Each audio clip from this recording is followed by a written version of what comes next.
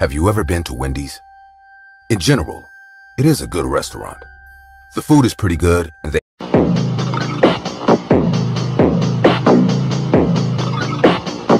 have more variety than the rest of the burger places.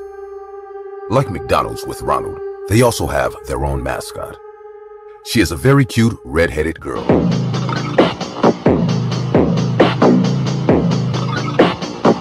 I never knew if she is based on a real person or if they just created her for the logo. But what I do know is that once, someone disguised as she tried to kill me. It all started one normal night. On weekends, I have to babysit my son, and his favorite place to eat is Wendy's. He used to throw a big tantrum when I didn't take him, and over time, it had become our favorite father-son activity. Everything was going well until one day, I noticed something strange. As we left the place, a person disguised as the Wendy's girl greeted us. There was nothing strange about this. What did scare my son was that the whole costume was covered in blood. After we passed, she walked behind us, still waving at us. My son started to get really scared and started to speed up his pace. I thought about confronting this person, but to tell the truth, I'm a pacifist. I don't know how to fight, and I don't want to.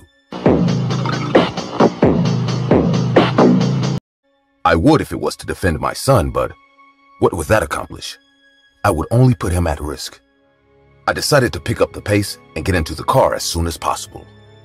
Just a few steps away, the girl was still waving at us in a terrifying manner.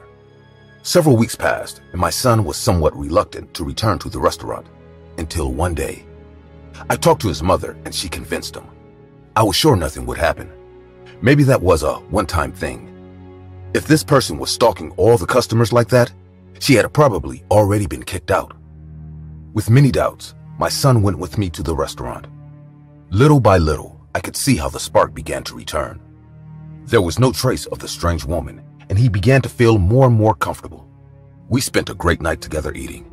It seemed like everything that had happened would be in the past as a bad and bizarre memory. We made our way to the car, and the parking lot was empty. But this was a good thing since our stalker from that time wasn't there either. We got into the car and I started it up. But at that moment, the thing I was most afraid of happened. In front of the car, preventing us from moving forward, the woman in the costume was waving at us. Her costume was still bloody, and just like last time, looked like fresh blood. Her greetings were much more frenetic than the previous time. This time, she was waving her hand violently. As soon as he saw her, my son began to cry as if he had recalled an event that had kept him awake at night for many nights. I knew it had affected him, but this was much worse than I thought. I honked at her to run, but instead of listening to me, she only came closer, walking in front of the car and even standing on top of it. I quickly put on the seatbelt while I listened as this terrifying woman walked on the roof. I took advantage of the situation to try to speed up the car, but as if sensing that I was going to do it, she laid down and stuck her head inside of the window, showing us a big knife in the process. I accelerated the car. But in a matter of seconds, we lost control and crashed into a pole. All the car's tires were flat. The woman had fallen from the accident, so I took the opportunity to grab my son and run back to the Wendy's. On the way, the woman caught up with me in a matter of seconds and threw me to the ground. My son fell away, and as I yelled at him to go to the restaurant to report what was happening, the woman tried to press her knife against me. She was very strong. Somehow, her strength was equal to mine, which in itself was not much. My arms began to give way, and the knife came closer and closer to my throat until suddenly, it was all over.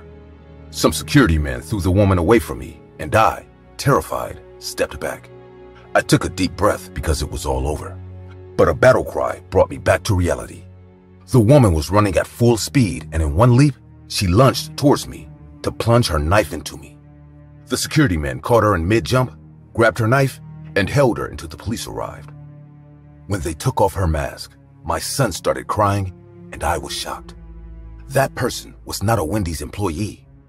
She was my ex-wife, my son's mother. After a while, she confessed that she was dressing up to scare my son so that he would no longer want to spend time with me or have a bonding activity like she was doing. She had no intention of killing me, but that night, everything went out of control. She had taken drugs that took her out of herself, and because of that, all the subtlety in her plan was gone. She went into a state of euphoria and with a knife already in her hand, tried to kill me and give my son a trauma he would never forget. After that, I kept custody of my son. He still goes to see his mother in prison, but he doesn't want to. I always convince him to do it, to forgive her, but I must tell you the truth. I will never do it. Since that day, every time my son and I go to Wendy's, we are afraid. The food tastes much more bitter, and we are just thinking about leaving. But we keep lying to ourselves that everything we went through didn't. At the end of the day, even though she ended up in jail, my ex-wife, the woman dressed as the little girl at Wendy's, got her way.